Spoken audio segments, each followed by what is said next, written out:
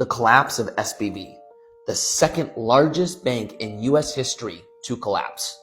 This could be pretty bad, and I'm going to very simply explain what's going on. So the bank has customer deposits, and as a bank, you're trying to generate yield. So rather than put it on deposit with the Treasury or the Fed, they bought Treasury bonds. These are interest rate sensitive with longer maturities. But here's the problem. The Fed starts bringing interest rates up, capital starts drying up for their customers start spending down their bank accounts, and now they are faced with withdrawals. Now they have to sell some of those Treasury assets to meet the needs of the withdrawal. Now you have to recognize the loss, and your liquidity gets squeezed. And here's where it gets bad. They go out looking for capital, and a couple big consultants to the hedge fund industry whisper to some of their clients, get your money out of that bank.